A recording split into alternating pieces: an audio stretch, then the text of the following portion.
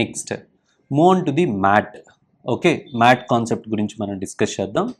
Guys, minimum alternative tax. Sir, minimum alternative tax అనే concept ఎందుకు introduce చేశారు అని బేసిక్ పాయింట్ మీరు అబ్జర్వ్ చేస్తే, మినిమం బేసిక్గా ఏంటంటే చాలా companies as per books of accounts they have good profits. Books of accounts బాగా ప్రాఫిట్ చూపిస్తున్నాయి షేర్ హోల్డర్కి మంచి వాల్యుయేషన్ కోసం. సో కానీ యాజ్ పర్ ఇన్కమ్ ట్యాక్స్ చూసినప్పుడు, as per income tax provisions use చేసుకొని వాళ్ళు కంప్యూట్ చేసినప్పుడు they are showing they are zero tax paying companies. ఎలా చేస్తున్నాయి సార్ అంటే, ఇన్కమ్ ట్యాక్స్లో depreciation calculation different, and income ట్యాక్స్లో చాలా బెనిఫిట్స్ ఉన్నాయి. 10AA బెనిఫిట్ అని, 80IA benefit, so many profit based deductions కూడా క్లెయిమ్ చేసేవాళ్ళు. అవన్నీ క్లెయిమ్ చేసేవాళ్ళు ఇన్కమ్ ట్యాక్స్లో జీరో రేటెడ్ కంపెనీగా ప్రొజెక్ట్ చేసేవాళ్ళు. So because of this gap గవర్నమెంట్కి రెవెన్యూ లాస్ అవుతుంది. రెవెన్యూ అంటే చూడడానికేమో చాలా కంపెనీస్ ఇదే లూప్ హోల్స్ని ఫాలో అవుతున్నారు. As per books of account they got good profit, as per income tax చూస్తే వాళ్ళకి ప్రాఫిట్స్ ఏం లేవట్లేదు, ట్యాక్స్ పే చేయట్లేదు, గవర్నమెంట్కి రెవెన్యూ లీకేజ్ అవుతుంది. సో ఫస్ట్ రిలయన్స్ ఇండస్ట్రీ వాళ్ళు స్టార్ట్ చేశారు ఈ ప్రాక్టీస్, ఇంకా అందరూ అదే ఫాలో అవడం స్టార్ట్ చేశారు. సో అందుకని గవర్నమెంట్ ఏం ఇంట్రడ్యూస్ చేసిందంటే, they want to levy the tax based on the book profit basis మీద కూడా లెవీ చేయడం స్టార్ట్ చేసింది. That is called as a MAT. Book profit అంటే, బుక్ ప్రాఫిట్ అంటే nothing deal with the income tax. అస్సలు income ట్యాక్స్తో ఏమాత్రం సంబంధం ఉండదు. Everything as per the book profit. అంటే profit and loss account which is prepared as per the companies act ప్రకారం prepare చేసిన ప్రాఫిట్ అండ్ లాస్ అకౌంట్తో స్టార్ట్ చేసి ఫ్యూ అడ్జస్ట్మెంట్స్ చేసి we will arrive the book profit. ఆ book profit మీద tax అనేది calculate చేస్తాం. సో క్యాలిక్యులేట్ చేసినప్పుడు ఇప్పుడు ఎంత అంటే, tax as per the normal provisions వల్ల ట్యాక్స్ క్యాలిక్యులేట్ చేస్తాం. 15% of book profit, 15% of book profit is a MAT. Book profit మీద 15% అప్లై చేస్తాం. విచ్ ఎవర్ ఈజ్ హయ్యర్ అనేది మనం ట్యాక్స్ అనేది పే చేస్తాం. Which ever is higher. ఇక్కడ కూడా మ్యాట్ అప్పుడు కూడా మనకి సేమ్ ఈ బుక్ ప్రాఫిట్ బేస్ చేసుకొని యూజువల్గా ఇవి కంపెనీస్ రేటు సర్చార్జ్ రేట్స్ కదా, ఇవి మనకు ఆల్రెడీ తెలుసు కదా గైస్. సో మ్యాట్ కూడా మనం 15% యాడ్ చేస్తే మనకు వస్తుంది కదా ఇన్కమ్ ట్యాక్స్. దెన్ సర్చార్జ్ కూడా యాడ్ చేయాలి. ఎప్పుడు book profit greater than 1 crore, either 7%, domestic company 7%, foreign కంపెనీకి 2%. Book profit is more than 10 crores అనుకోండి, సో డెఫినెట్గా 12% domestic company, 5% foreign company pay చేయాలి. ఫైనల్గా health and education cess add చేయాలి. అప్పుడు మనకి ఏమొస్తుంది గైస్, మ్యాట్ అనేది వస్తుంది. అండ్ మ్యాట్ ఎంత పర్సెంటేజ్, యూజువల్గా 15% కదా. అదే MAT international financial service centres ఏవైతే ఉన్నాయో, ఇంటర్నేషనల్ ఫైనాన్షియల్ సర్వీస్ సెంటర్లో యూనిట్స్ ఉంటాయి కదా, వాళ్ళకి మ్యాట్ మటుకు 9% కన్సెషన్ రేట్ అనేది వాళ్ళకి అప్లై అవుతుంది. అండ్ మ్యాట్ ఎవరికి అప్లై కాదు, లైఫ్ ఇన్సూరెన్స్ బిజినెస్ వాళ్ళకి అప్లై కాదు. లైఫ్ ఇన్సూరెన్స్ బిజినెస్కి అప్లై కాదు. And persons exercise option of 115 BAA and BA opt చేసుకున్న వాళ్ళు కూడా అప్లై కాదు. ఎందుకు అప్లై కాదు సార్ అంటే, BAB వాళ్ళు already they are not eligible for any deductions కదా. మీరు చూడండి, డిడక్షన్స్ ఏమీ లేకుండా కదా వాళ్ళు కన్సెషన్ రేట్ కింద పే చేసేది. That is similar to MAT, యాక్చువల్గా సిమిలర్ టు మ్యాట్. అందుకని వాళ్ళకి ఆల్రెడీ బెనిఫిట్స్ ఏం లేకుండానే వాళ్ళు ట్యాక్స్ కడుతున్నారు కాబట్టి మళ్ళీ ఇప్పుడు స్పెషల్గా మనం మ్యాట్ ఎందుకని, వాళ్ళకి మ్యాట్ అప్లై కాదు. ఓకే, ఆల్టర్నేటివ్ ట్యాక్స్ రేట్లో ఉన్న వాళ్ళు ఎవరికి మ్యాట్ కానీ ఏమిటి కానీ వాళ్ళకి అప్లై కాదు. సో మరి ఫారెన్ కంపెనీస్ మ్యాట్ అప్లై అవుతుందా సార్ అంటే, మనం చెక్ చేయాలి. ఫారెన్ కంపెనీ ఏదైతే ఉందో ఆ ఫారెన్ కంపెనీ ఉన్న కంట్రీకి మనకి డబుల్ ట్యాక్సేషన్ అవాయిడెన్స్ అగ్రిమెంట్ ఉండి, అండ్ వాళ్ళకి PE లేదనుకో ఇండియాలో, వాళ్ళకి మ్యాట్ అప్లై కదా ఆ ఫారెన్ కంపెనీకి. ఆ ఫారెన్ కంపెనీ ఉండే కంట్రీకి మనకి డబుల్ ట్యాక్సేషన్ అవాయిడెన్స్ అగ్రిమెంట్ ఉంది, బట్ వాళ్ళకి PE ఉందా ఇండియాలో, లేదు. ఆ ఫారెన్ కంపెనీకి PE లేకపోతే వాళ్ళు ఏం ఫాలో అవ్వాల్సిన అవసరం లేదు, మ్యాట్ ఫాలో అవ్వాల్సిన అవసరం లేదు. In the same way there is a foreign company, ఆ ఫారెన్ కంపెనీ ఉన్న కంట్రీకి మనకి డబుల్ ట్యాక్సేషన్ అవాయిడెన్స్ అగ్రిమెంట్ లేదు, అండ్ యాజ్ వెల్ యాజ్ వాళ్ళు ఇండియాలో ఏ కంపెనీస్ యాక్ట్ ప్రకారం కూడా ఎక్కడ రిజిస్ట్రేషన్ తీసుకోవాల్సిన అవసరం లేదు, బికాజ్ దే డోంట్ హ్యావ్ ఫిజికల్గా ఏం పెద్ద బిజినెస్ ఏమీ లేదనుకోండి, అప్పుడు ఆ ఫారెన్ కంపెనీకి కూడా మనకి మ్యాట్ అప్లై కాదు. అండ్ ఎవరైతే ఇవి ఉన్నాయి కదా ప్రిజంప్టివ్ ఇన్కమ్స్ కూడా మనకేం అప్లై కాదు గైస్, మ్యాట్ అనేది అప్లై కాదు. Is it okay? నెక్స్ట్ మనం దేంతో స్టార్ట్ చేయాలి, మ్యాట్ స్టార్ట్ చేసినప్పుడు గైస్ ఇక్కడ ఒక పాయింట్ మీకు ఎక్స్ప్లెయిన్ చేస్తాను. ఇప్పుడు అందరికీ వచ్చే ఒక బేసిక్ డౌట్ ఏంటి సార్, మీరు as per books of accounts 15% tax కట్టుకుంటున్నారు కదా.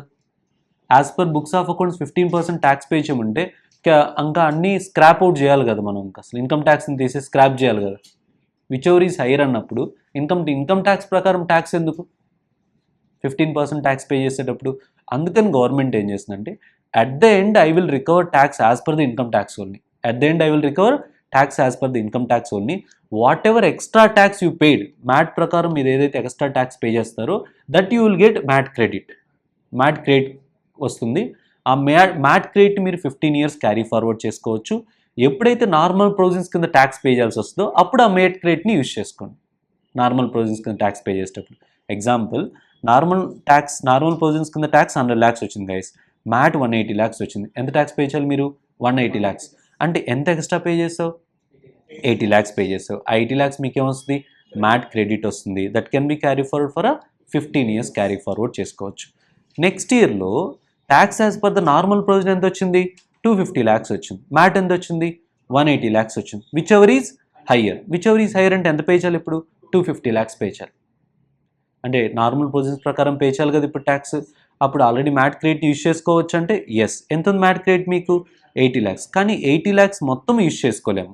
ఎంత మ్యాక్సిమం మీరు మ్యాట్ క్రెడిట్ యూజ్ చేసుకోగలం అంటే the difference between the tax payable as per normal provisions and MAT, ఈ రెండింటి మధ్య డిఫరెన్స్ ఎంత మనకి? 70 lakhs. ఓన్లీ 70 lakhs మాత్రమే యూజ్ చేసుకోగలం. Okay, tax as per 180 lakhs pay చేస్తాం. అండ్ నెట్ మ్యాట్ క్రెడిట్ ఎంత క్యారీ ఫార్వర్డ్ చేస్తాం? ఇంకా మనకి 80 lakhsలో 70 lakhs యూజ్ చేస్తాం, ఇంకా 10 lakhs ఉంది. That can be carry forward to the next year. MAT credit normal provisions కింద ట్యాక్స్ పే చేసినప్పుడు యూజ్ చేసుకుంటాం. But that MAT credit maximum utilisation difference between the normal tax and MAT ఆ difference use చేసుకొని maximum మనం pay చేస్తాం guys. ఇక్కడ చూడండి.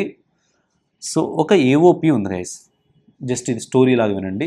AOP ఉంది. ఆ ఏఓపిలో మెంబర్స్ ఎవరు? Foreign company and SPV, special purpose vehicle ఉన్నాయి కదా, ఈ రెండు దాంట్లో ఏఓపిలో మెంబర్స్. సో వీళ్ళు ఏం చేయాలనుకున్నారంటే ఇన్కమ్ ట్యాక్స్ ప్లానింగ్ చేయాలనుకున్నారు. ఇన్కమ్ ట్యాక్స్ ప్లానింగ్, అందుకని ఒక పర్సన్ని అపాయింట్ చేసుకొని చెప్పారు మీరు ఇన్కమ్ ట్యాక్స్ ప్లానింగ్ బెటర్గా చేస్తే డివిడెండ్ రాయల్టీ ఇస్తానని చెప్పారు. మీకు ఆ ప్లానింగ్లో మీకు వచ్చిన కంపెనీలో కొంత డివిడెండ్ ఇస్తాం, ప్లానింగ్ కోసం కొంత రాయల్టీ కూడా ఇస్తామని చెప్పారు. వీళ్ళు ఆ ప్లానింగ్ ప్రాసెస్గా ఏం చేస్తారంటే వీడు ఇన్కమ్ ట్యాక్స్ తగ్గించడానికి ప్రొవిజన్స్ బాగా క్రియేట్ చేశారు. ఇన్కమ్ తగ్గించాడు. రిజర్వ్స్కి ట్రాన్స్ఫర్ చేసి ఇన్కమ్ తగ్గించాడు. అండ్ డిప్రిషియేషన్ ఎక్కువ డిప్రిషియేషన్ క్లెయిమ్ చేశాడు. అండ్ ఎందుకంటే అసెట్స్ని రీవాల్యూ అసెట్స్ మీద కూడా డిప్రిషియేషన్ చేశాడు. అండ్ డిప్రిషియేషన్ ఇంక్రీజ్ చేశాడు. ఎలా డిప్రిషియేషన్ ఇంక్రీజ్ చేశాడు? అసెట్స్ని రీవాల్యూ చేసి డిప్రిషియేషన్ ఇంక్రీజ్ చేశాడు. లాసెస్ కూడా హయ్యర్ లాసెస్ చూపించాడు. అండ్ హయ్యర్ ఎగ్జంప్షన్స్ను క్లెయిమ్ చేశారు. Because of all these losses ఎక్కువ చూపించడం, ఎగ్జంప్షన్స్ వల్ల ట్యాక్స్ ప్లానింగ్ చేశాడు. Is it okay guys? So దీంట్లో ఉన్న ఒక్కొక్క పారామీటర్ని తీసుకొని మనం చదువు. ఇది స్టోరీ వర్క్ చెప్పాను నేను, ఎందుకంటే ఆ ఓడింగ్స్ని మీకు గుర్తుపెట్టుకోవడానికి మాత్రమే చెప్పాను. 1 by 1 చూద్దాం. మ్యాట్ క్యాలిక్యులేషన్ దేంతో స్టార్ట్ చేయాలి గైస్?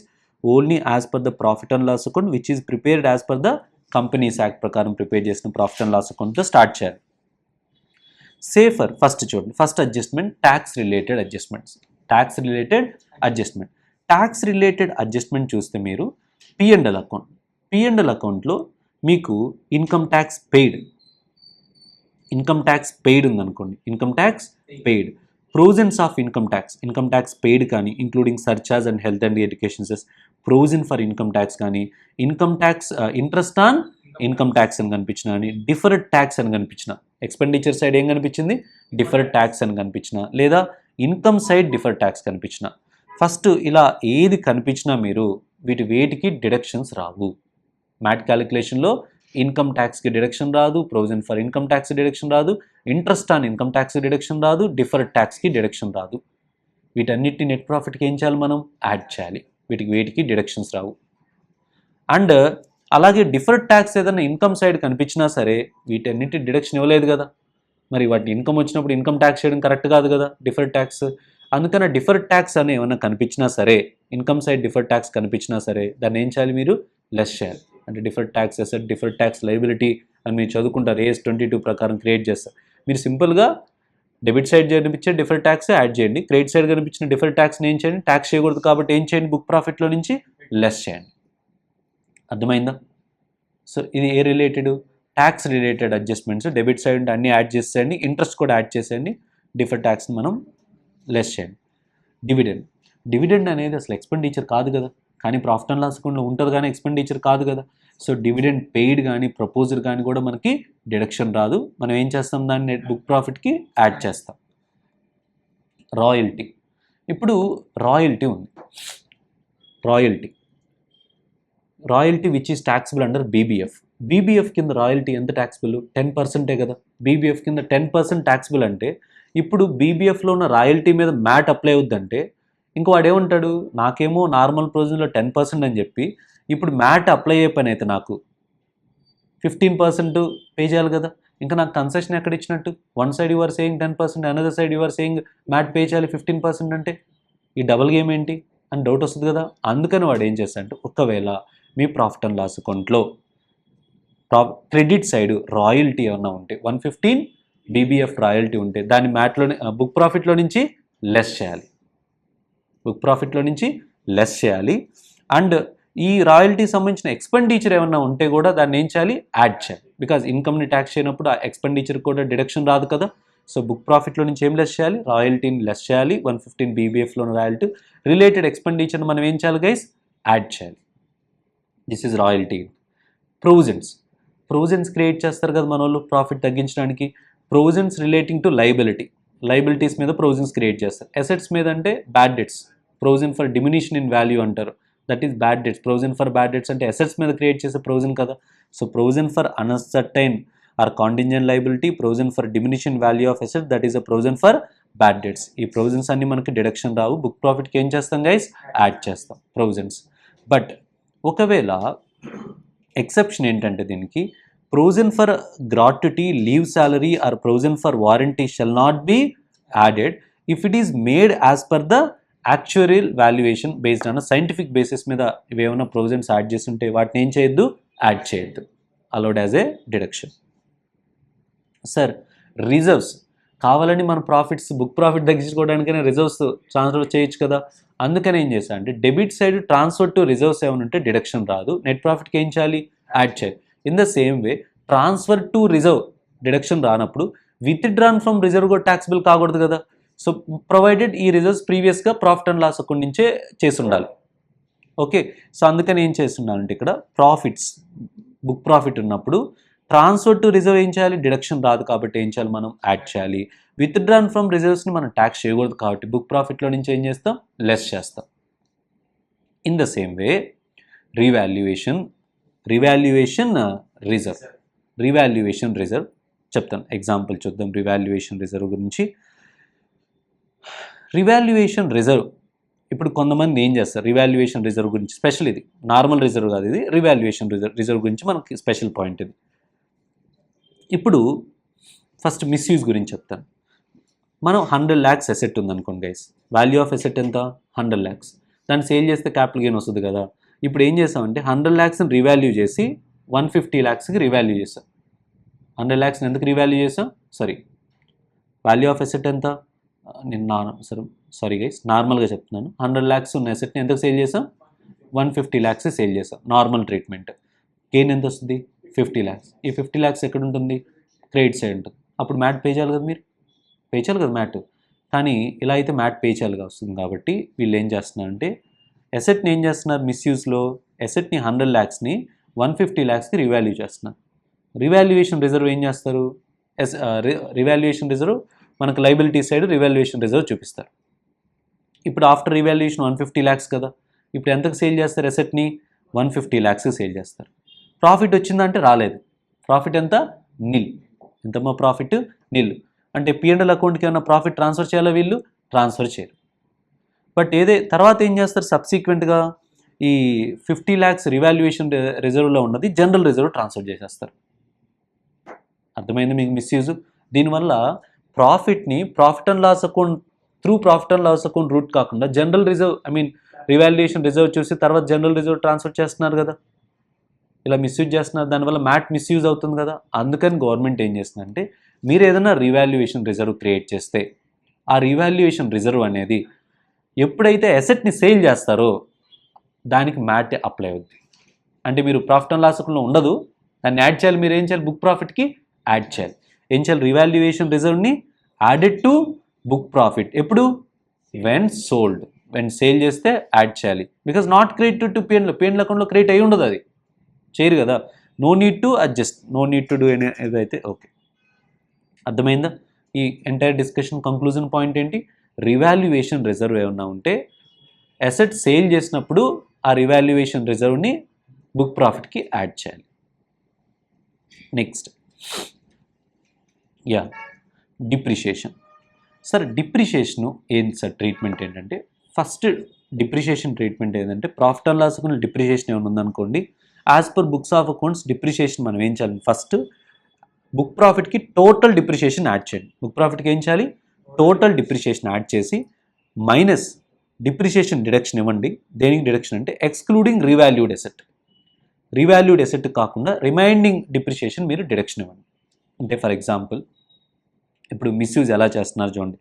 ఇప్పుడు వాల్యూ ఆఫ్ ఎసెట్ అది ఎంత అంటే 300 lakhs ఉన్నదాన్ని ఇంకో 200 lakhs రివాల్యూ చేసి ఎంత చూపిస్తున్నారు? ఎసెట్స్ 500 lakhs చేసి 500 lakhs into 10% అని డిప్రిషియేషన్ ఎంత క్లెయిమ్ చేస్తున్నారు?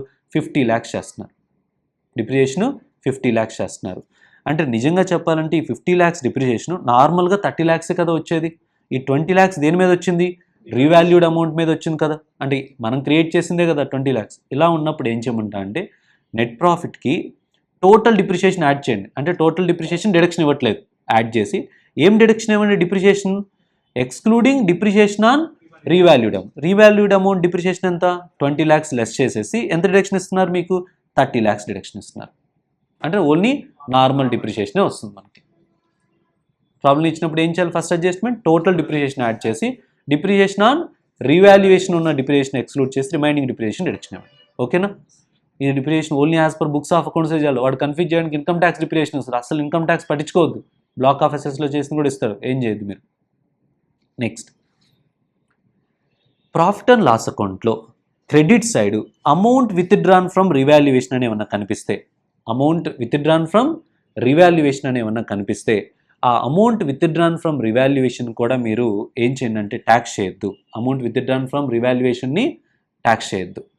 ఎంతవరకు ట్యాక్స్ చేయొద్దు అంటే to the extent of depreciation on revaluation.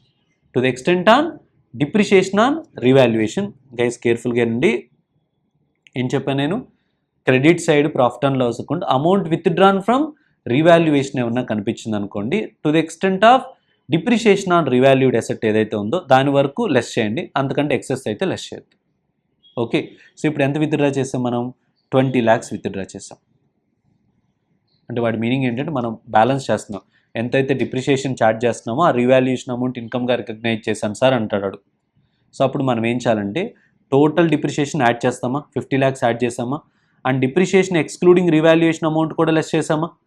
Depreciation excluding రివాల్యూడ్ amount కూడా మనం రివాల్యుయేషన్ నుంచి డిప్రిషియేషన్ లెస్ చేసి రిమైనింగ్ డిప్రిషియేషన్ డిడక్షన్ ఇచ్చాం. ఓకే, ఈ 2 అడ్జస్ట్మెంట్స్ ఆల్రెడీ చేసాం. ఇప్పుడు కొత్తగా చేసే పాయింట్ ఏంటి? ఈ రివాల్యుయేషన్ రిజర్వ్స్ నుంచి విత్డ్రా చేసుకున్న అమౌంట్ ప్రాఫిట్ అండ్ లాస్లో క్రెడిట్ సైడ్ ఉంటే ఏం చేయాలి? మనం దాన్ని కూడా ఏం చేయాలి?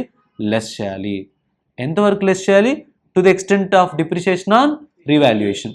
రివాల్యూడ్ మీద డిప్రిషియేషన్ ఎంత ఉంది? 20 lakhs. ఇక్కడ విత్డ్రాన్ ఫ్రమ్ రివాల్యుయేషన్ కూడా ఎంత ఉంది?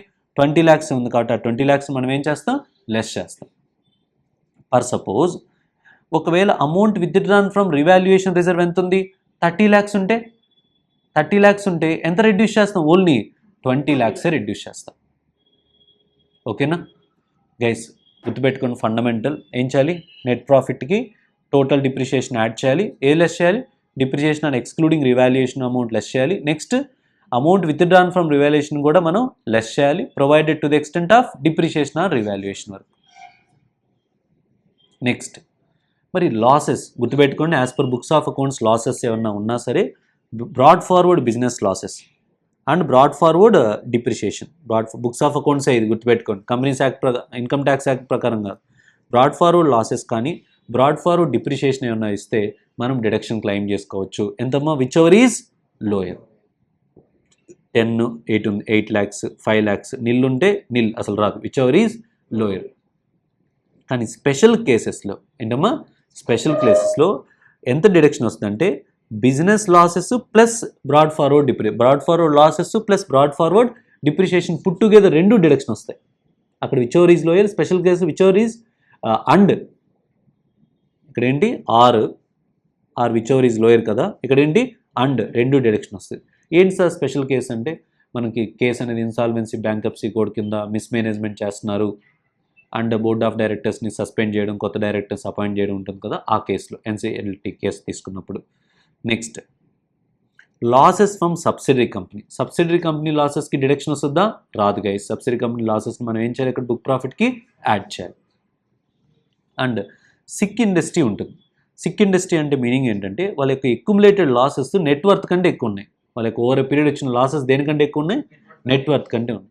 సో సిక్ ఇండస్ట్రీకి వచ్చిన ప్రాఫిట్స్ని ట్యాక్స్ చేయకూడదని గవర్నమెంట్ డిసైడ్ అయింది. సిక్ ఇండస్ట్రీకి వచ్చిన ప్రాఫిట్స్ని ట్యాక్స్ చేయకూడదని. సో సిక్ ఇండస్ట్రీకి వచ్చిన ప్రాఫిట్స్ని ట్యాక్స్ చేయకూడదు అనుకున్నారు కాబట్టి, సిక్ ఇండస్ట్రీకి వచ్చిన ప్రాఫిట్ ఫ్రమ్ సిక్ ఇండస్ట్రీని ఏం చేయాలి, రెడ్యూసర్ ఫ్రమ్ బుక్ ప్రాఫిట్ నుంచి మనం రెడ్యూస్ చేయాలి. ఓకేనా. ఎగ్జంప్షన్స్ ఏమన్నా ఉన్నాయనుకోండి, ఏంటి మనం నెక్స్ట్ ఎగ్జంప్షన్స్ 10, 11, 12 ఎగ్జంప్షన్స్ ఉంటే ఆ ఎగ్జంప్షన్స్ని కూడా బుక్ ప్రాఫిట్లో నుంచి మనం లెస్ చేయాలి. ఎగ్జంప్షన్స్ని కూడా లెస్ చేయాలి. 10, 11, 12 10 సిరీస్లో ఉన్నాయన్నీ. 11 అంటే ట్రస్ట్ ఎగ్జంప్షన్స్ కానీ, 12 కింద ఉన్నాయి కానీ అన్నీ మనం ఏం చేయాలి, లెస్ చేయాలి.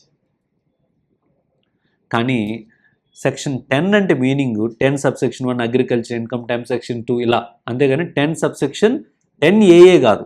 10AA వేరు, సెక్షన్ 10 వేరు. బుక్ ప్రాఫిట్లో సెక్షన్ 10 ఎగ్జంప్షన్ రెడ్యూస్ చేస్తాం కానీ 10AA కాదు. 10A అనేది సపరేట్ సెక్షన్. 10 సెక్షన్ వేరు, 10AA వేరు. అంటే ఇప్పుడు 10 సబ్సెక్షన్ 1 అగ్రికల్చర్ ఇన్కమ్ని లెస్ చేయాలి మనం. అంటే ఇప్పుడు మనం ప్రాఫిట్ అండ్ లాస్ అకౌంట్లో అగ్రికల్చర్ ఇన్కమ్ ఉందనుకో గైస్, ఎగ్జాంపుల్ అగ్రికల్చర్ ఇన్కమ్ ఉందనుకో, ఏం చేయాలి, నెట్ ప్రాఫిట్లో నుంచి అగ్రికల్చర్ ఇన్కమ్ని లెస్ చేయాలి.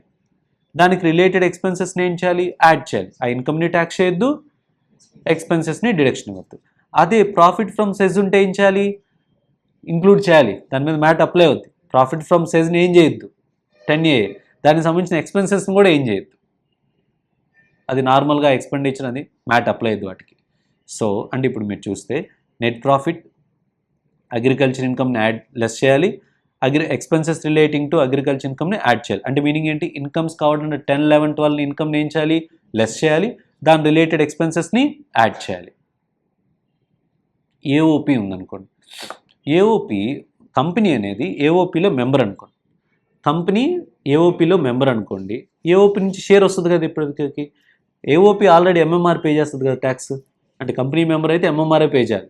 ఎంఎంఆర్లో పే చేసినప్పుడు ఇంకా కంపెనీ ఏఓపి ఎంఎంఆర్ పే చేస్తే మెంబర్స్కి ఎగ్జామ్టెడ్ కదా అది. సో అంటే ఇప్పుడు కంపెనీ ఏఓపిలో మెంబర్ అయితే ఏఓపి ఎంఎంఆర్ పే చేసినప్పుడు share of profits received from AOP అనేది మెంబర్స్కి, మెంబర్ అంటే ఇక్కడ కంపెనీకి ఎగ్జామ్టెడ్. సో ఇప్పుడు కంపెనీ పాయింట్ ఆఫ్ వ్యూలో షేర్ ఆఫ్ ప్రాఫిట్స్ ఉంటే ఏంటి, ఎగ్జామ్టెడ్ కదా. కాబట్టి నెట్ ప్రాఫిట్లో నుంచి వాటిని ఏం చేయాలి, లెస్ చేయాలి. Share of profits from AOP by. And in the same way AOP నుంచి లెస్ చేయాలి. దాని ఎక్స్పెన్సెస్ని కూడా ఏం చేయాలి, మనం యాడ్ చేయాలి. ఓకేనా గైస్. నెక్స్ట్ ఇక్కడ ఇప్పుడు మనం డిస్కస్ చేసే పాయింట్ నాన్ రెసిడెంట్ ట్యాక్సేషన్లో వస్తుంది. That is section 115. సెక్షన్ ఏ సెక్షన్ అమ్మా, 115A. 115A బేసిక్గా గవర్నమెంట్ ఏంటంటే రాయల్టీకి ఇంట్రెస్ట్, మెయిన్ మనకు ఫండ్ లేవు కాబట్టి ఇంట్రెస్ట్కి, రాయల్టీకి, ఫీ ఫర్ టెక్నికల్ సర్వీస్కి, డివిడెండ్కి, వీటికి తక్కువ ట్యాక్స్ రేట్స్ వేయాలనేది government intention. Definitely to encourage investments by non residents or foreign company ఇండియాలో ఇన్వెస్ట్ చేయాలని వాళ్ళకి తక్కువ ట్యాక్స్ రేట్స్ ఉంటాయి అన్నమాట. తక్కువ ట్యాక్స్ రేట్ అంటే ఇన్ఫ్రాస్ట్రక్చర్ డెట్ ఫండ్లో ఇన్వెస్ట్ చేశారు non resident or foreign company, 5% tax. Interest వాళ్ళు బిజినెస్ ట్రస్ట్లో ఏమైనా ఇన్వెస్ట్ చేసి ఇంట్రెస్ట్ వచ్చినా 5% మనం చెప్పాం. Business ట్రస్ట్లో 5%.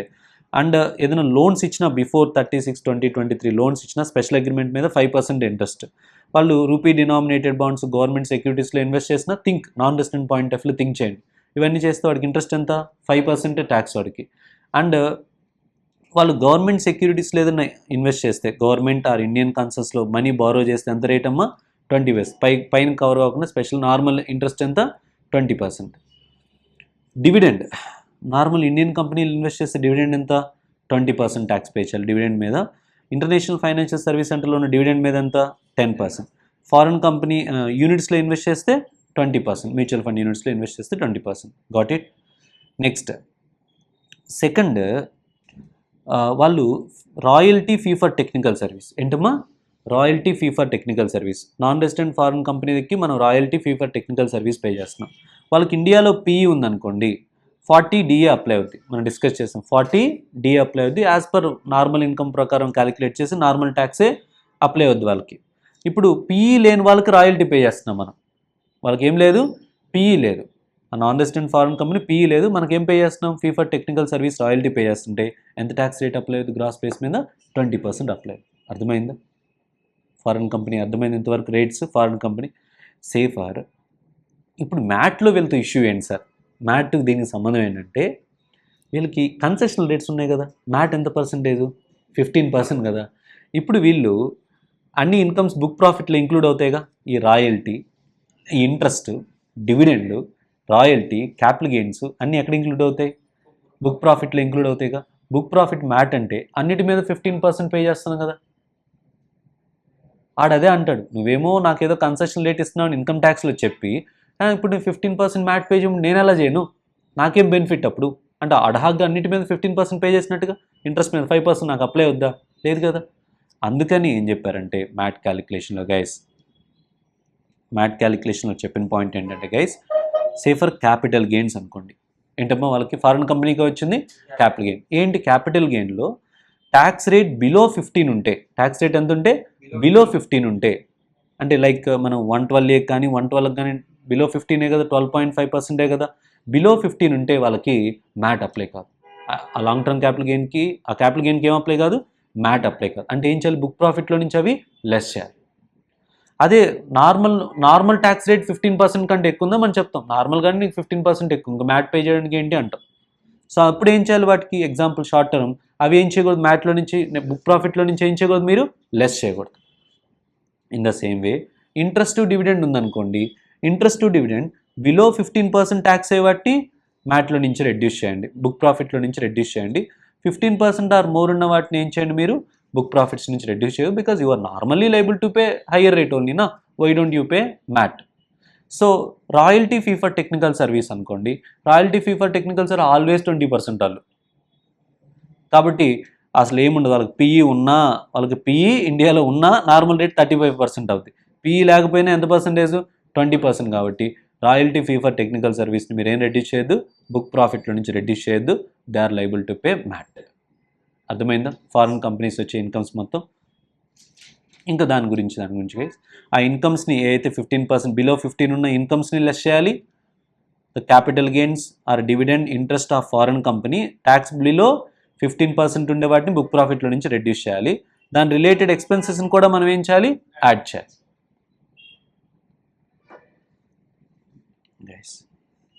Next special purpose vehicle. Next concept ఏంటమ్మా? స్పెషల్ పర్పస్ వెహికల్ మీద ఉండే ఒక అడ్జస్ట్మెంట్ గైస్. మనం డిస్కస్ చేసాం స్పాన్సరర్ అని చెప్పాను నేను. స్పాన్సరర్ బిజినెస్ ట్రస్ట్ గురించి చెప్పినప్పుడు స్పాన్సరర్ దగ్గర ఏముంటాయి? ఎస్పీవి షేర్స్ ఉంటాయి. ఎస్పీవి షేర్స్ స్పాన్సరర్ ఏం చేస్తాడు? బిజినెస్ ట్రస్ట్కి ఇచ్చేసి, బిజినెస్ ట్రస్ట్ దగ్గర నుంచి స్పాన్సరర్ ఏం తీసుకుంటారు? యూనిట్స్ తీసుకుంటారు. స్పాన్సరర్ ఒక కంపెనీ కదా, స్పాన్సరర్ ఒక కంపెనీ. సో ఈ ఎక్స్చేంజ్ ప్రాసెస్లో ప్రాఫిట్ వస్తుంది కదా, ఎక్స్చేంజ్ ప్రాఫిట్ వస్తుంది కదా వాడికి. అంటే ఇప్పుడు వీడు మీరు చూస్తే transfer of shares, SPV shares, DLF వాడు ఏ షేర్స్ ట్రాన్స్ఫర్ చేశారు? ఎస్పీవి షేర్స్ ట్రాన్స్ఫర్ చేశారు. ఎన్ని? 100 షేర్స్ ట్రాన్స్ఫర్ చేశారు అనుకోండి. ఎన్ని? 1000 షేర్స్ ట్రాన్స్ఫర్ చేశారు. వీడికి ట్రాన్స్ఫర్ చేశారు. ఎన్ని రిసీవ్ అయినాయి మనకి? 2000 యూనిట్స్. ఫెయిర్ మార్కెట్ వాల్యూ ఎంతమ్మా? 400. వీడికి యాక్చువల్గా ఏంటంటే, యాక్చువల్గా యూనిట్స్ ఎంత వాల్యూ యూనిట్స్ వచ్చాయి తెలుసా? 8 lakhs యూనిట్స్ వచ్చాయి. 8 lakhs వాల్యూ యూనిట్స్ వచ్చాయి. కానీ షేర్స్ వాల్యూ ఎంత?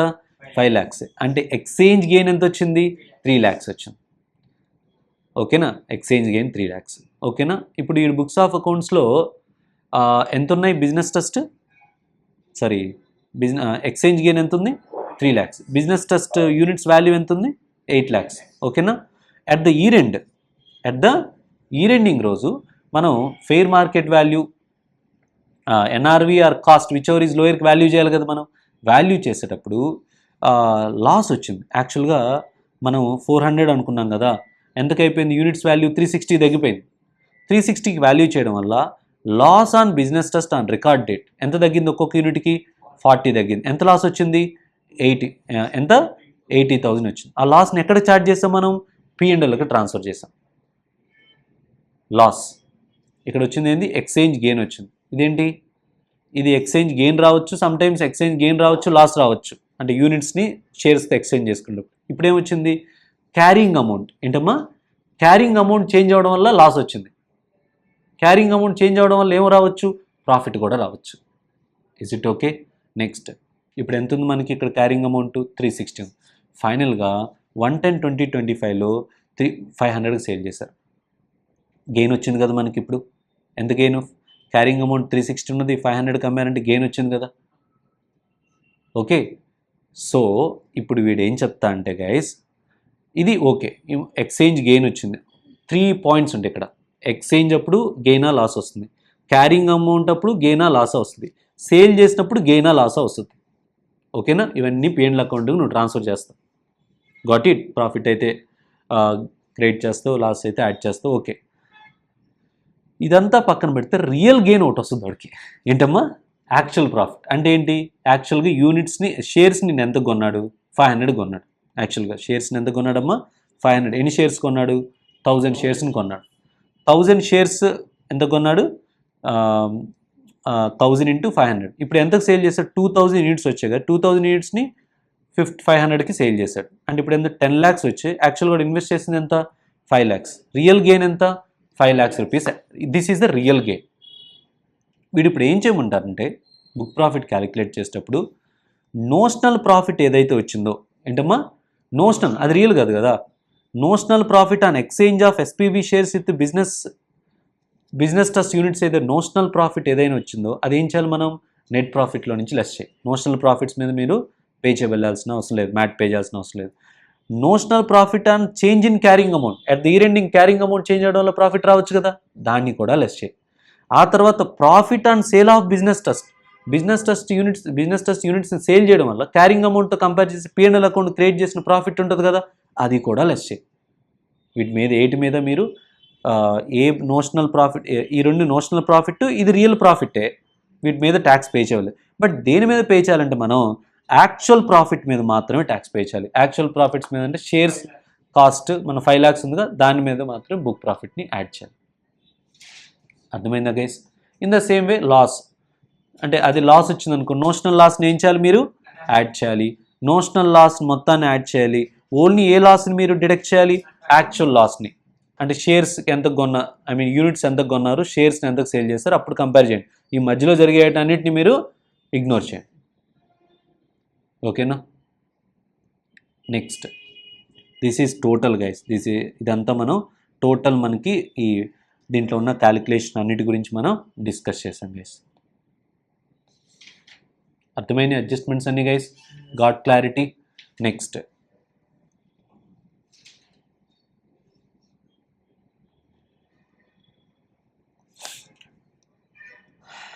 గైస్, ఇండియన్ ఏఎస్ అప్లై అవుతాయి గైస్. మనం ఇప్పుడు నెక్స్ట్ డిస్కస్ చేయాల్సిన పాయింట్ ఏంటి గైస్, ఇండియస్ అప్లై అయినప్పుడు మనకి ఒక కాన్సెప్ట్ ఏముంటుందంటే గైస్, అదర్ కాంప్రహెన్సివ్ అకౌంట్ ఉంటుంది. ఇండియాస్లో ఏముంటుంది guys, other comprehensive account. Profit and loss account ఉంటుంది, నెక్స్ట్ అదర్ కాంప్రహెన్సివ్ అకౌంట్ ఉంటుంది. అంటే అదర్ కాంప్రహెన్సివ్ అకౌంట్ ఎందుకు వచ్చిందని మీరు అబ్జర్వ్ చేస్తే, ఇప్పుడు కొన్నిసార్లు మనం ఈక్విటీ షేర్స్ని రీవాల్యూ చేస్తుంటాం, ఈ మూవబుల్ ప్రాపర్టీని రీవాల్యూ చేస్తుంటాం. అదంతా మనం ప్రాఫిట్ అండ్ లాస్ అకౌంట్ తీసుకెళ్తే రియల్ గెయిన్ మనకు తెలియదు కదా. నువ్వేదో CA కోచింగ్ సెంటర్ మీద వచ్చిన గెయిన్, ఇప్పుడు ఈ రీవాల్యుయేషన్ గెయిన్లు లాసులు చూపిస్తే P&Lలో నీకు how can share holder take correct decision? What is the core activity మీద ఎంత వచ్చింది తెలియదు కదా వాడికి. అందుకని ఏం చేస్తారంటే P&Lకు ట్రాన్స్ఫర్ చేయకుండా అదర్ కాంప్రహెన్సివ్ అకౌంట్లో రిఫ్లెక్ట్ చేయమంటారు వాటిని. ఓకే, సో ఇప్పుడు అదర్ కాంప్రహెన్సివ్ అకౌంట్లో మనం రిఫ్లెక్ట్ చేసినప్పుడు OECలో కొన్ని ఇన్కమ్స్ అనేది, అదర్ కాంప్రహెన్సివ్ అకౌంట్లో కొన్ని ఇన్కమ్స్ అనేది క్రెడిట్ చేస్తారు లేదా డెబిట్ చేయొచ్చు. ఇన్కమ్స్ అయితే క్రెడిట్ చేస్తారు, లాసెస్ అయితే డెబిట్ చేస్తారు. అదర్ కాంప్రహెన్సివ్ అకౌంట్స్లో ఉన్నవి సబ్సీక్వెంట్లీ రీక్లాసిఫైడ్ ఇంటూ P&L అకౌంట్. కొన్ని ఇన్కమ్స్ సబ్సీక్వెంట్లీ రీక్లాసిఫై చేస్తారు P&L అకౌంట్కి, కొన్ని ఇన్కమ్స్ సబ్సీక్వెంట్లీ P&L అకౌంట్కి రీక్లాసిఫై చేయరు. You should know OC account తెలియాలి, అది లేకపోతే నేను చెప్పేది అర్థం కాదు. సో సబ్సీక్వెంట్గా రీక్లాసిఫై చేస్తారు కదా. ఎలాగా? సబ్సీక్వెంట్గా రీక్లాసిఫై చేసినప్పుడు P&L అకౌంట్లో ఇంక్లూడ్ అవుద్ది కదా. P&L అకౌంట్లో ఉంటే దాని మీద బుక్ ప్రాఫిట్ ట్యాక్స్ పే చేస్తారు కదా. కాబట్టి మనం ఏం చేయకూడదు, దాన్ని ఇగ్నోర్ చేయాలి, ఏ అడ్జస్ట్మెంట్ చేయొద్దు.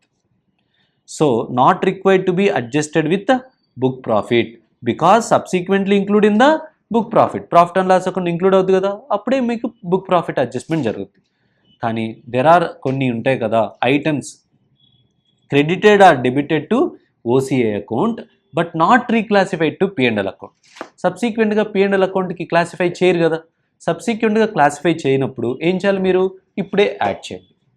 ఇప్పుడే మీరు ఇన్కమ్ అయితే బుక్ ప్రాఫిట్కి యాడ్ చేయండి, డెబిట్ చేసినవి క్రెడిట్ చేసినవి యాడ్ చేయండి, డెబిట్ చేసినవి లెస్ చేయండి. క్రెడిట్ బ్యాలెన్స్ని ఏం చేయాలి, ఓసీ అకౌంట్కి యాడ్ చేయండి, డెబిట్ బ్యాలెన్స్ని డిడక్ట్ చేయండి. బట్ వీటికి ఎక్సెప్షన్స్ ఉన్నాయి. వీటికి ఏంటమ్మా ఎక్సెప్షన్స్ అంటే ఇవి రీక్లాసిఫై, ఈ రెండింటికి ఎక్సెప్షన్ అంటే ఏమేంటంటే ఈక్విటీ షేర్స్ కానీ ఏంటమ్మా ఈక్విటీ షేర్స్, ఈక్విటీ ఇన్స్ట్రుమెంట్స్ కానీ, రివాల్యుయేషన్ సర్ప్లస్ కానీ, ఈక్విటీ ఇన్స్ట్రుమెంట్స్ కానీ రివాల్యుయేషన్ సర్ప్లస్ని కానీ ఏం చేయకూడదంటే ఓసీ అకౌంట్లో ఉంటాయి. ఇవి ఓసీ అకౌంట్లో ఉన్నా సరే మీరు not added, not deducted from the book profit. ఈ రెండింటిని వాటి ఏ అడ్జస్ట్మెంట్ చేయొద్దు.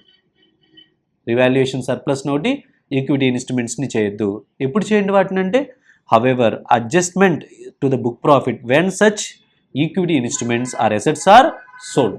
ఎప్పుడైతే ఆ ఈక్విటీ ఇన్స్ట్రుమెంట్స్ని రివాల్యుయేషన్ సర్ప్లస్ ఎప్పుడైతే ఆ అసెట్ని సేల్ చేసినప్పుడు ఆ రివాల్యుయేషన్ సర్ప్లస్ని కూడా బుక్ ప్రాఫిట్కి యాడ్ చేయడం కానీ లెస్ చేయడం కానీ చేయండి, అడ్జస్ట్ చేయండి. ఓకేనా. 3 పాయింట్స్ గైస్. ఫస్ట్ పాయింట్ ఏంటి, ఓసీ అకౌంట్కి అది సబ్సిక్వెంట్గా రీక్లాసిఫై చేస్తానంటే ఏం చేయండి, సబ్సిక్వెంట్లీ P&L అకౌంట్ రీక్లాసిఫై చేస్తానంటే ఇగ్నోర్ చేయండి. సబ్సిక్వెంట్గా రీక్లాసిఫై చేయనంటే ఏం చేయండి, ఇప్పుడే బుక్ ప్రాఫిట్కి యాడో డిడక్టో చేయండి. కానీ 2 ఎక్సెప్షన్స్ ఏంటవి, ఈక్విటీ ఇన్స్ట్రుమెంట్స్, ఇంకోటి ఏంటమ్మా రివాల్యుయేషన్ సర్ప్లస్. బట్ ఇవేమి అడ్జస్ట్ చేయదు. ఎప్పుడు అడ్జస్ట్ చేయండి, వాటిని సేల్ చేసినప్పుడు అడ్జస్ట్ చేయండి. ఈక్విటీ ఇన్స్ట్రుమెంట్స్ను ఎసెట్ను సేల్ చేసినప్పుడు యాడో లెస్ అప్పుడు చేయండి. Is it okay guys? But ఇక్కడ పాయింట్ చూడండి గైస్. నెక్స్ట్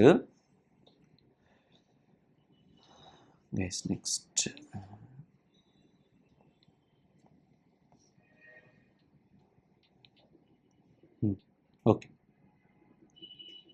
నెక్స్ట్ మనం ఇంకొక పాయింట్ మీరు అబ్జర్వ్ చేయాల్సింది, ఇది బుక్ ప్రాఫిట్కి అడ్జస్ట్మెంట్స్ గైస్. ఇవన్నీ ఇక్కడ ఏదో స్టేట్మెంట్ లాగా చెప్తారు కానీ ఇవేమీ జస్ట్ ఇప్పుడు నేను చెప్పినట్టు చూస్తే అర్థమైపోతుంది గైస్. ఓకేనా. 3 పాయింట్సే కదా, ఈ స్టేట్మెంట్లో చూస్తే మనకి ఏదో పెద్ద అనిపిస్తుంది మనకి. ఓకే, ఈ స్టేట్మెంట్ మళ్ళీ దీనికి ఒక నోట్ పాయింట్స్ కూడా ఉంటాయి, అంతేం ఉండదు. నేను చెప్పినట్టు జస్ట్ థింక్ చేయండి, ఈజీగా అర్థమైపోతుంది స్టేట్మెంట్లో కాకుండా. నెక్స్ట్ ఇంకొక పాయింట్ ఏంటంటే గైస్, ట్రాన్సిషన్ అమౌంట్ ఉంటుంది. ఏంటమ్మా ట్రాన్సిషన్ అమౌంట్. ఈ ట్రాన్సిషన్ అమౌంట్ కూడా మీరు 5 ఇన్స్టాల్మెంట్ కింద ప్రాఫిట్ అయితే యాడ్ చేయాలి బుక్ ప్రాఫిట్కి. అదే మనం లాస్ అయితే ఏం చేయాలి, ట్రాన్సిషన్ అమౌంట్ 1/5 5 ఇన్స్టాల్మెంట్లో మీరు డిడక్ట్ చేయాలి. సో ట్రాన్సిషన్ అమౌంట్ అనే కాన్సెప్ట్ ఎప్పుడు వస్తుంది అంటే ఫస్ట్ టైం మీకు ఇండియన్ ఎయిర్స్ అప్లై చేస్తున్నారు. ఇంతవరకు ఇండియన్ ఎయిర్ అపాయింట్ చేయలేదు. ఫస్ట్ టైం మీరు ఇండియన్ ఎయిర్స్ అప్లికేషన్ చేసినప్పుడు ట్రాన్సిషన్ అమౌంట్ అనే కాన్సెప్ట్ వస్తుంది. Transition amount means amount adjusted to the other equity, అంటే రిజర్వ్స్ అండ్ సర్ప్లస్ రంగా చెప్పాలంటే అదర్ ఈక్విటీ అంటే. బట్ ఏమి ఎక్స్క్లూడ్ చేయాలి, క్యాపిటల్ రిజర్వ్కి సెక్యూరిటీ ప్రీమియంకి మీరు ఏమైనా అడ్జస్ట్మెంట్ చేశారనుకో అవి ట్రాన్సిషన్ అమౌంట్ తీసుకోకూడదు. ఓన్లీ దేనికి చేసిన అడ్జస్ట్మెంట్ తీసుకోవాలి, other equity on convergence date, ఆ కన్వర్షన్ డేట్ రోజు. కన్వర్షన్ డేట్ రోజు ఏం చేస్తాం, మీరు మొత్తం ఉన్న వాటిని రీవాల్యూ చేస్తారు కదా. ఇంతకుముందు హిస్టారిక్ కాస్ట్లో ఉంటుంది, ఇప్పుడు ఫెయిర్ వాల్యూతో చేయాలి. అప్పుడు రివాల్యుయేషన్ అన్నింటినీ చేయడం వల్ల మీకు కొన్ని ఇన్కమ్స్ వస్తాయి కదా. సో వచ్చినప్పుడు on conversion date items reclassified to P&L account. సబ్సిక్వెంట్గా ఇప్పుడు ఉన్నా సరే ట్రాన్సాక్షన్ అమౌంట్లో ఉన్నా సబ్సిక్వెంట్లీ దాన్ని ఏం చేస్తున్నారు, మీరు రీక్లాసిఫై చేస్తారనుకో P&L అకౌంట్కి. ఓకే, ఇప్పుడు not included in transaction amount. దేంట్లో ఇంక్లూడ్ చేయొద్దు, ట్రాన్సాక్షన్ అమౌంట్లో ఇంక్లూడ్ చేయొద్దు. ఎందుకని, సబ్సిక్వెంట్గా దాన్ని P&Lకి చేస్తారు కదా, ఇప్పుడు మళ్ళీ ట్రాన్సాక్షన్ అమౌంట్లో చేయకూడదు. ఎందుకని ట్రాన్సాక్షన్ అమౌంట్ చేయకూడదు, ట్రాన్సాక్షన్ అమౌంట్లో ఇంక్లూడ్ చేసి మళ్ళీ బుక్ ప్రాఫిట్ పే చేయాలి కదా. సబ్సిక్వెంట్లీ నాట్ రీక్లాసిఫైడ్ సార్, ఆ అమౌంట్ని సబ్సిక్వెంట్గా రీక్లాసిఫై చేయరు సార్ అంటే అప్పుడు ట్రాన్సాక్షన్ అమౌంట్లో ఏం చేయండి, ఇంక్లూడ్ చేయండి. Adjust to book profit in 5 ఇన్స్టాల్మెంట్స్లో బుక్ ప్రాఫిట్కి అడ్జస్ట్ చేయండి. హౌ మెనీ ఇన్స్టాల్మెంట్స్, 5 ఇన్స్టాల్మెంట్స్లో మీకు బుక్ ప్రాఫిట్కి అడ్జస్ట్ చేయండి guys. And one more thing, on convergence date కొన్ని స్పెషల్ అడ్జస్ట్మెంట్స్ ఉన్నాయి. ఇప్పుడు నేను చెప్పే లిస్ట్లో ఉన్నవి ట్రాన్సాక్షన్ అమౌంట్లో ఇంక్లూడ్ చేయకూడదు. ఏమేంటి sir, number 1 revaluation surplus of assets, revaluation of surplus of assets. Gains or losses from investment in equity shares. Gains or losses from investment in equity instruments. ఇక్కడ చూడండి, రివాల్యుయేషన్ సర్ప్లస్ ఏంటి, assets, ఇంకోటి ఏంటి equity instruments. And adjustments relating to items of plant, PPE adjustments చేస్తారు fair value చేసినట్టు. Plant అంటే మనకి AS 10లో ఉన్నట్టు plant property equity instrument.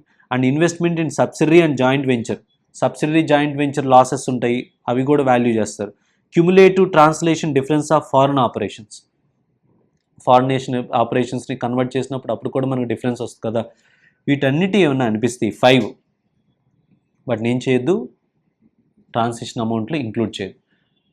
But మరి ఎప్పుడు బుక్ ప్రాఫిట్లో ఇంక్లూడ్ చేయాలంటే such amount adjusted to book profit on sale of asset, ఏదైతే ఎసెట్ ఉందో ఎసెట్ సేల్ చేసినప్పుడు. నెక్స్ట్ ఈక్విటీ ఇన్స్ట్రుమెంట్ సేల్ చేసినప్పుడు బుక్ ప్రాఫిట్కి యాడ్ చేయండి.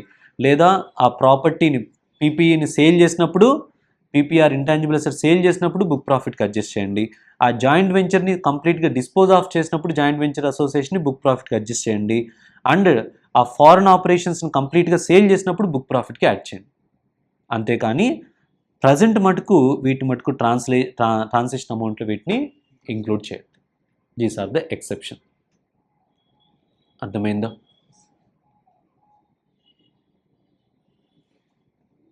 This is all about MAT guys. Few points ఉన్నాయి, అవి normal guys, everything is fine. Foreign tax credit అని ఉంటుంది గైస్. ఏంటమ్మా?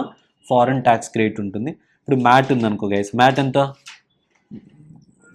వచ్చింది? 500 వచ్చింది అనుకోండి.